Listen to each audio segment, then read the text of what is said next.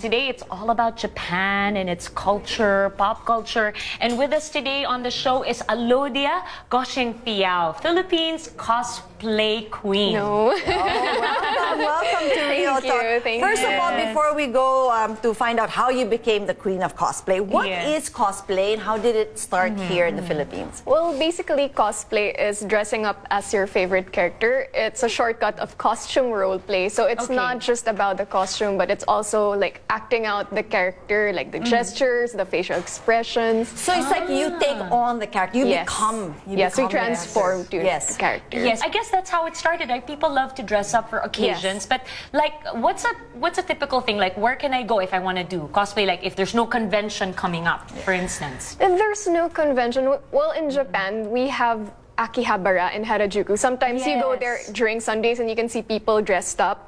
But here in the Philippines, usually it's just conventions or like if I have a group of friends that want to do a photo shoot, like, hey guys, let's go to like this park, we'll just organize a photo shoot or something. If it's not too hot. Actually, backstage when we were getting dressed and ready for the show, you know, I was like, so who are you portraying today on the show? And then she goes, I'm just me. I'm not in a costume, right? You became popular for cosplay, but since then you've started doing other projects. You've gotten into television. You've done, you know, a lot of as well as endorsements. Tell us about that. How did you always want to be in the limelight and kind of like in show business? No, actually it was very surprising because I'm the type of girl who's super shy. Like I like being behind the camera. You're shy, but you're be noticed. Yeah, it's kind of like my armor. So it's like I have a huge stage fright. So I usually volunteer to be the video camera girl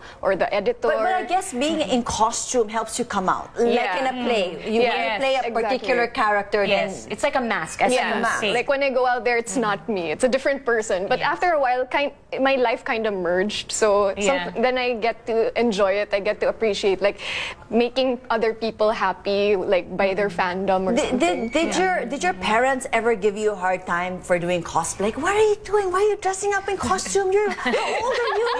You're still doing this? Actually, definitely. Because I started when I was 15 years old, and cosplay wasn't very popular back then. So it's like culture shock for them. Like, what's my kid doing? Or something? Dressing up as what? Yeah. And then after a while, like when I was 17, my parents said that it's getting too expensive because of the wig, the costumes, and then they stopped materials. They stopped helping me fund my costumes. So what I did was, in school, I stopped eating and saved all my baon. And is that the reason why you're so slim? No, just work. I'm a workaholic. So. I see. Okay, so take us through the process. Okay, so there's a convention coming up, and Alodia, you know, is going to prepare her presence. Right? Yes. So what do you start with, and how do you, I guess does it start from ideas, and then how do you? For example, a gaming convention invited me, so I need to find out what games they will be showcasing. Like for example, Dota 2. So I pick a character from the game, and then I start conceptualizing, researching, and then asking my friends for help. And sometimes I actually make my costumes as well. So like 2 weeks ago, I burned my hand. Oh my gosh! But it's okay. I'm still alive. I want to find out also who the real person is behind all of this cosplay.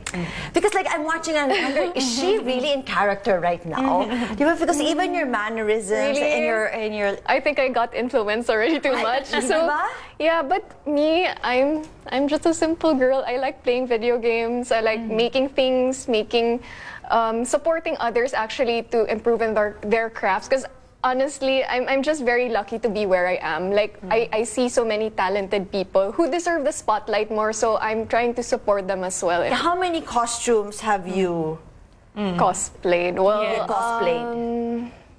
Maybe 70 to 100. 72. Wow. And you have your favorites, right? As you mentioned.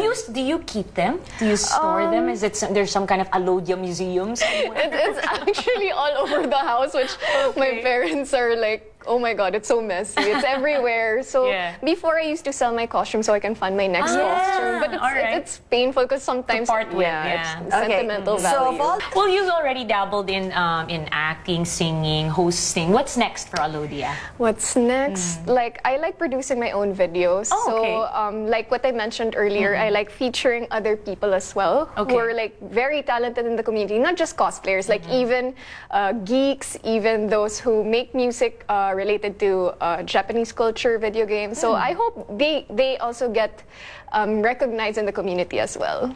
Okay. So are you're how old? I'm 28. 28, and are you dating? Would you date a cosplayer, or would you date somebody that's? Definitely, like someone who's into what I'm doing, and who appreciates like this whole world, and who can maybe do what I do.